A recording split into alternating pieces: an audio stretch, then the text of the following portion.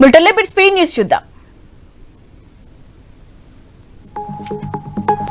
అల్లూరు జిల్లా చింతూరు డివిజన్లో కోయా భాష దినోత్సవం ఘనంగా నిర్వహించారు. కార్యక్రమానికి ఐటీడీఏ ప్రాజెక్టు అధికారి అపూర్వ భరత్ ముఖ్య అతిథిగా హాజరయ్యారు. జెండా ఆవిష్కరించి ఆదివాసులకు శుభాకాంక్షలు తెలిపారు. కోయా భాషాభివృద్ధికి ప్రతి యూనివర్సిటీలో స్టడీ సెంటర్లు ఏర్పాటు చేయాలని ప్రభుత్వాన్ని ఆదివాసులు విజ్ఞప్తి చేశారు.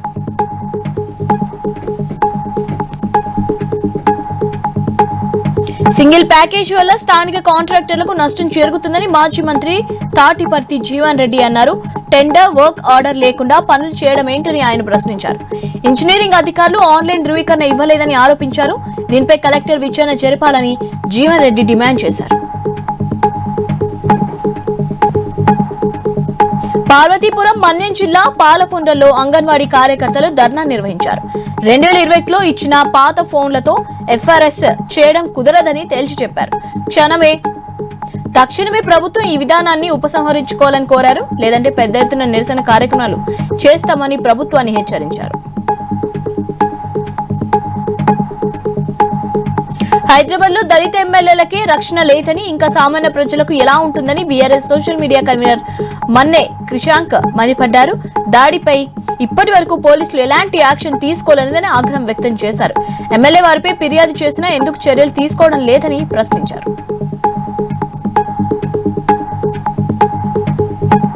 అంబేద్కర్ కోనసీమ జిల్లా మందపల్లిలోని శ్రీ మందేశ్వర శనేశ్వర ఆలయాల్లో శాకంబరి వేడుకలు ఘనంగా నిర్వహించారు. వివిధ కూరగాయలు పండ్లతో అమ్మవారిని అలంకరించారు. శాకంబరి అమ్మవారిగా పార్వతీదేవి దర్శనమిచ్చింది. భక్తులు ప్రత్యేక పూజలు నిర్వహించారు. మందులు ఇచ్చే సమయంలో ఫార్మసిస్టులు జాగ్రత్తలు తీసుకోవాలని ఎమ్మెల్యే పులపర్తి రామాంజనేయులు సూచించారు. పశ్చిమ గోదావరి జిల్లా భీమవరంలో యాంటీబయాటిక్స్, నార్కోటిక్స్ పై మెడికల్ షాప్ యజమానులకు అవగాహన సదస్సుకు ముఖ్య అతిథిగా రామాంజనేయులు హాజరయ్యారు. ఈ సందర్భంగా మెడికల్ షాప్ ఓనర్లకు పలు సూచనలు చేశారు.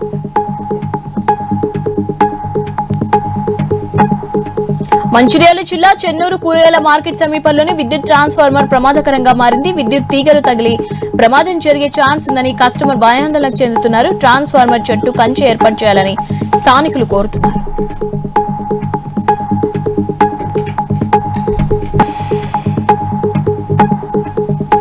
భద్రాద్రి కొత్తగూడెం జిల్లా టేకుపల్లిలో అమానుషం చోటు చేసుకుంది. భూ వివాదంతో ఓ కుటుంబాన్ని బహిష్కరించారు. రోళ్లపాడు గ్రామ పెద్దలు భూ వివాదంలో పంచాయతీకి లేట్ వచ్చామని తమను బహిష్కరించారని ఆరోపించారు. ఘటనపై పోలీసులు విచారణ చేపట్టారు. పశ్చిమ గోదావరి జిల్లాలో పలు గ్రామాల ప్రజలు ఆందోళన చేపట్టారు. తక్షణమే మొగుల్తూరు వెంప మధ్య ఆర్ఎన్బిఆర్ రోడ్డు నిర్మించాలని డిమాండ్ చేశారు. ఈ మేరకు నర్సాపురం ఆర్టీఓ దాస్ రాజ్కు వినతి పత్రం అందజేశారు. రహదారి నిర్మాణం త్వరగా పూర్తయ్యేలా చర్యలు తీసుకోవాలని డిమాండ్ చేశారు. సైబర్ నేరాలపై ప్రజలు అప్రమత్తంగా ఉండాలని ఎస్ఐ నాగమల్లేశ్వరరావు అన్నారు. గుంటూరు జిల్లా టంగుటూరులో సైబర్ నేరాలపై అవగాహన కార్యక్రమం నిర్వహించారు. డిజిటల్ అరెస్టులని ఎవరైనా కాల్ చేస్తే తమకు సమాచారం ఇవ్వాలని సూచించారు. పేదలకు మరియైన వైద్యం అందించాలని వైద్యులకు ఎమ్మెల్యే గౌతు శిరీష సూచించారు. శ్రీకాకుళం జిల్లా పలాసలో గౌతు శిరీష ఆధ్వర్యంలో ప్రభుత్వ హాస్పిటల్ డెవలప్మెంట్ కమిటీ సమావేశం నిర్వహించారు. ఆసుపత్రిలో రోగులతో ప్రవర్తించే తీరుతోనే సగం వ్యాధి న్యాయం కావాలని కోరారు గౌతు శిరీష.